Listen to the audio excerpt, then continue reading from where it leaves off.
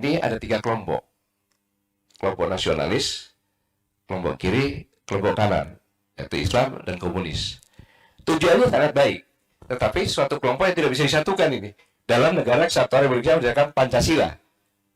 Karena yang berketuhanan yang Maha Esa. Nasionalis terima Tuhan Yang Maha Esa. Islam terima ketuhanan yang Maha Esa. Tapi kiri tidak mungkin ke ateis. Ini permasalahan awal yang menjadi permasalahan ke depan.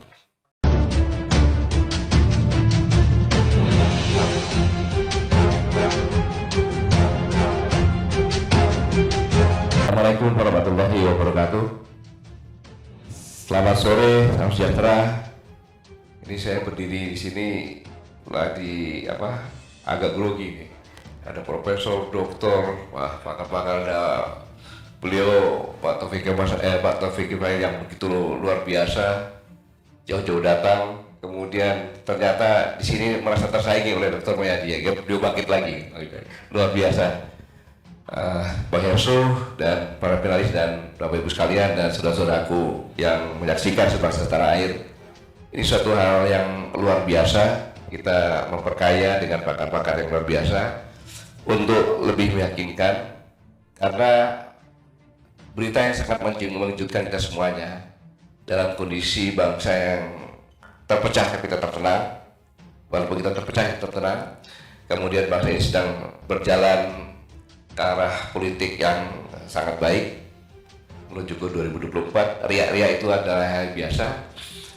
Tiba-tiba pada 11 Januari 2023 lalu, Presiden Joko Widodo di Istana Negara menerima laporan tim penyelesaian non-judisial pelanggaran hak asasi manusia berat masa lalu yang telah dibentuk oleh keputusan Presiden nomor 17 tahun 2002, yang sangat benar-benar membuat kita semuanya kaget. Di sini negara meminta maaf.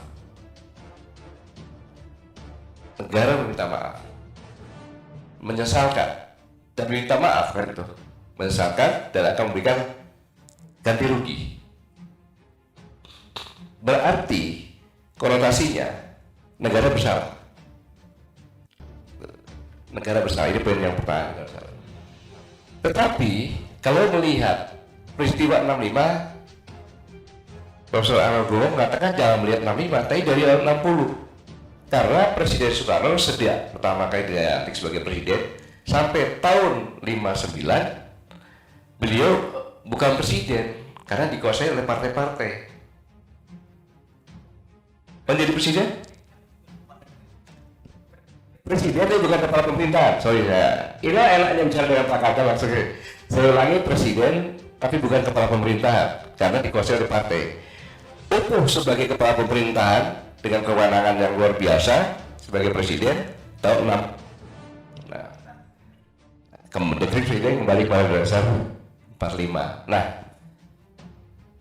maksud presiden ini menyatukan, karena tahun 2026 beliau punya gambaran bahwa bangsa ini ada 3 kelompok. Kelompok nasionalis, kelompok kiri, kelompok kanan, yaitu Islam dan komunis. Tujuannya sangat baik, tetapi suatu kelompok yang tidak bisa disatukan ini dalam negara kesatuan Republik Indonesia berdasarkan Pancasila. Karena yang berketuhanan yang Maha Esa. Nasionalis terima Tuhan Yang Maha Esa. Islam terima ketuhanan yang Maha Esa. Tapi kiri tidak mungkin ke ateis. Ini permasalahan awal yang menjadi permasalahan ke depan. Yang kedua, saya melihat bahwa kejadian kita 6165 ini adalah limbah dari berakhirnya perang dingin. Limbah dari berakhirnya perang dingin. Maka pada saat itu Bung Karno berniat baik untuk mengambil kembali, menyatukan kita dengan Irian Barat. Maka tidak ada alternatif lain, yang siap membantu adalah Blok Timur. Dengan membentuk Operasi Mandala yang dipimpin oleh Pak Harto, kemudian persenjataan dari Uni Soviet waktu itu, kapal selam, pesawat, MiG, ya kan? Kemudian persenjataan dan sebagainya yang setelah merdeka pun masih kita pakai sampai sekarang ini.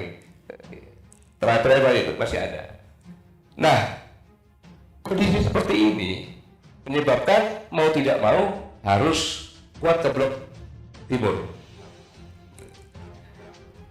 Peluang ini oleh PKI digunakan untuk merapat.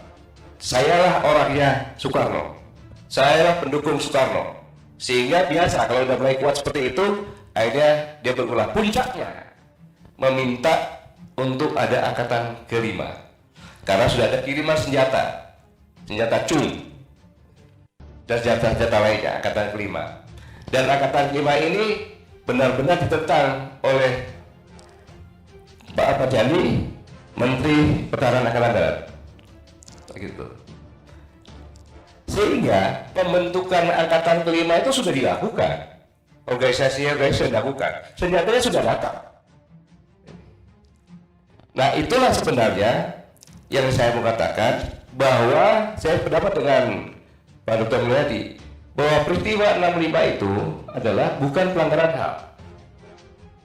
Karena yang dikatakan Pak, umat Islam dia bunuh itu dan tidak bisa berbuat apa-apa pada saat itu karena dekat dengan pemerintahan. Maka begitu berbalik, ini pun balas dendam.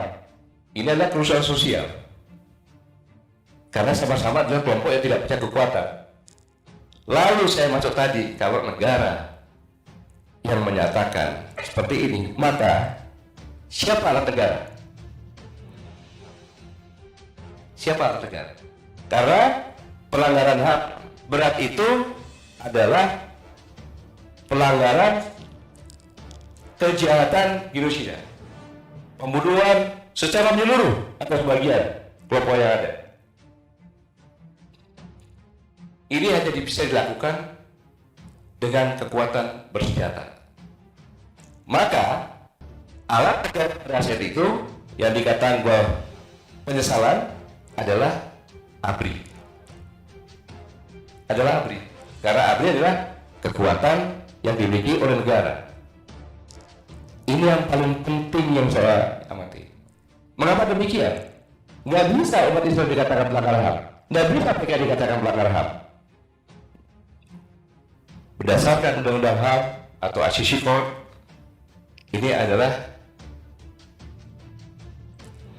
ABRI pasti arahnya.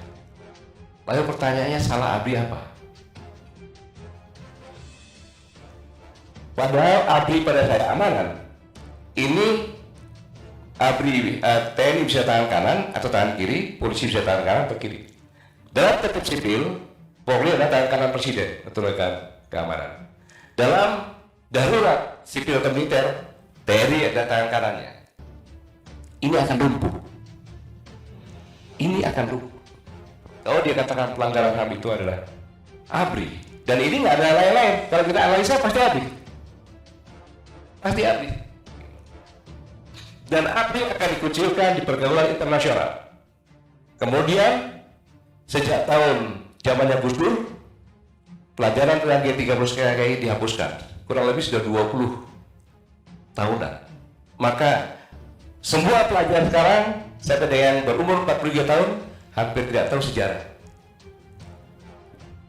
Maka diriwayatkan benar-benar ABRI atau TNI Polri sekarang akan dikutuk. Ada suatu kelompok bersenjata yang membunuh rakyatnya sendiri yang begitu besar. Ini tuduhan yang sangat luar biasa.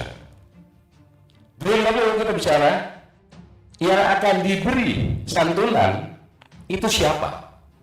Tadi ya Pak Polri katakan. Yang satu siapa? Akan merebut egonya akunya. Ini permasalahan lagi. Yang paling perlu saya sampaikan, bukankah rekonsiliasi alami sudah terjadi? Tidak ada lagi diskusikan anak-anak atau cucu PKI. Mereka status sosialnya tidak ada perubahan, nggak ada masalah. Ekonominya tidak masalah, bahkan politiknya tidak masalah. Ada yang menjadi, bukan cuma kecil itu, ada yang menjadi menteri, ya ada yang DPR dan eksekutif lainnya, nggak ada masalah. Ini tidak pernah mempermasalahkan. Mengapa kok ini diutik-utik lagi? Yang kedua, apa salah Bung Karno? Apa salah Bung Karno? Kalau mengatakan ini, maka yang bertanggung jawab adalah pada saat itu pemerintahnya adalah Bung Karno.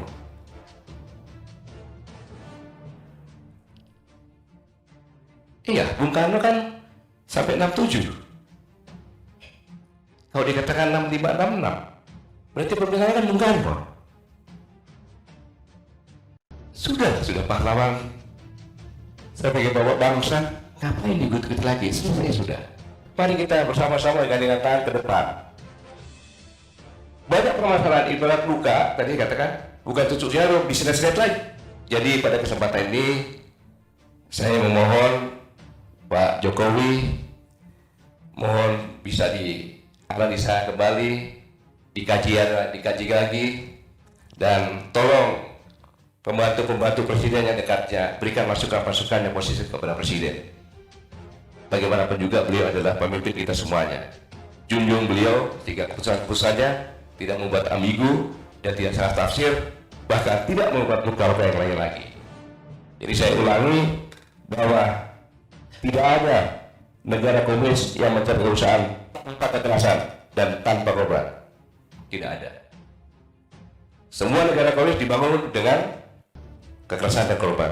Contoh saja, kalau saya bacakan banyak nanti terlalu lama.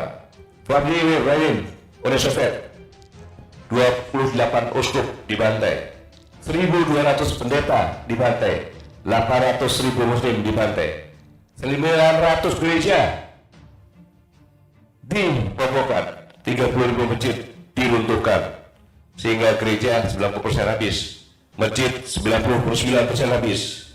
Selama 74 tahun di 76 negara, umat Islam yang dibantai 4.000 orang per hari. Totalnya sekitar 108 juta orang. Dan inilah yang dikhawatirkan, yang saya mengatakan jangan sampai sejarah hitam di negeri kita ini kembali.